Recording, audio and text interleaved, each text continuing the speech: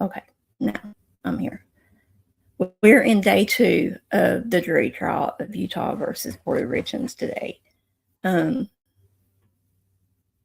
says here that the Honorable Richard Mazurek, I do not know how to pronounce his name, is the one presiding. He has been the one, I believe, that's been over every one of her cases since this trial began, and pre-motions and stuff like that.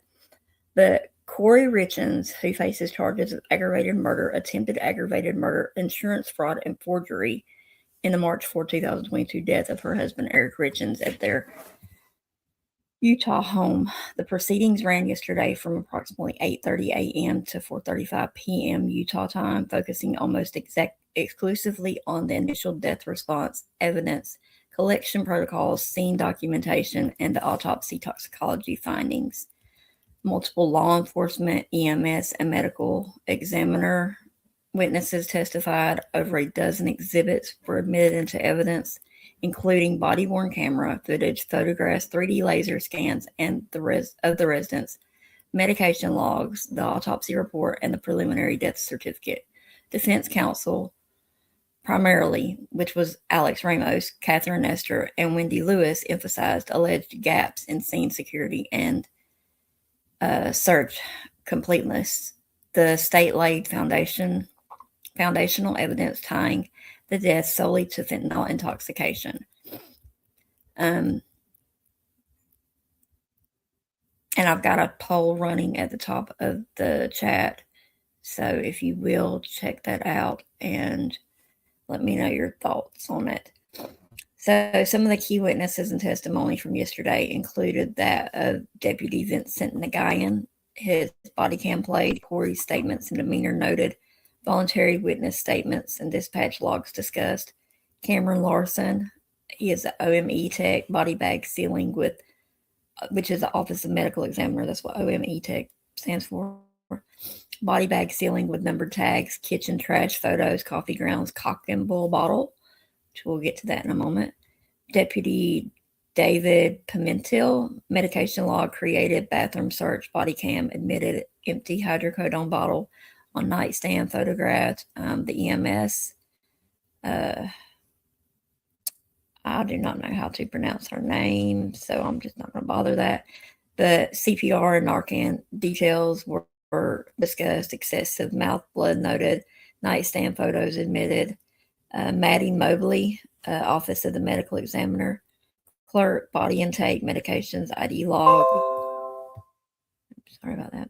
And Dr. Pamela Sue Ulmer is the medical examiner who did the autopsy. Full autopsy report admitted fentanyl 15 nanograms. The lethal range, it says, should not have been present. No trauma. Pulmonary edema, preliminary death certificate admitted, caused fentanyl intoxication. The manner was undetermined. Allison Christensen, toxicology, pain of custody. Chelsea Gibson, she is who is currently on the stand right now as we're into day 3. She went over the 3D laser scans of entire home, admitted dozens of scene photos, body position, closet safe, nightstand items. Later THC edibles were referenced. Several court documents that were admitted and discussed, the body-worn camera videos that was by Nagayan and Pimentel, KOURI Richins, a voluntary witness statement, on-scene medication log and photographs, autopsy report, full toxicology reports, preliminary death certificate, 3D laser scans of residents, death investigation checklist, and dispatch logs, scene photographs, body closet, firearms, cash, nightstand, white specs was on it, body bag, tag, photos, and driver's license of a copy. The prosecution versus defense, the state contemporaneous records show lethal fentanyl with no other cause. Defense had to argue and say incomplete initial searches, which is the kitchen, the cabinets, family not removed, no full pre-movement photography. And I will state on that note that there was, in the body cam footage that we watched yesterday, you could see where the sister, Katie Richins Benson, arrived, and she should have been stopped at the door, and instead they let her on through. Um, so yeah, the defense said that, that shouldn't have happened. So procedural notes was all major exhibits admitted. Jury was reminded daily, no discussion research. They adjourned at 4:39 p.m. With Chelsea Gibson being on the stand, and they have already started back today. So, like I said, we're currently in day 3. Um, I'm following the trial on Court TV and Law and Crime. I know these updates are not like I did with the Valo updates, but trying something different this time. So, anyway, tomorrow I will be doing the recap for today. So, tomorrow will be day 4 with the recap of day 3.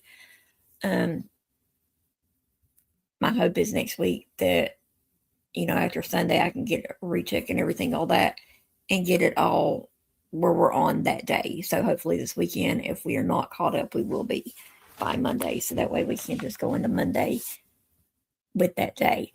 And after our recap, we can just go into the trial. So thank you all for being here. Those that come in and watch this after I'm done, which will be here in just a few moments. Thank you to my moderators that help out. Thank you for everyone who has supported and been there for me. I want you all to remember that you are important, that you do matter. And if you're struggling with anything, feel free to reach out. There is a worldwide number, star 988. You can text that if you are having any issues with mental health, and they can help you. Yeah, that's about it. Much love and respect to you all. Have a great day.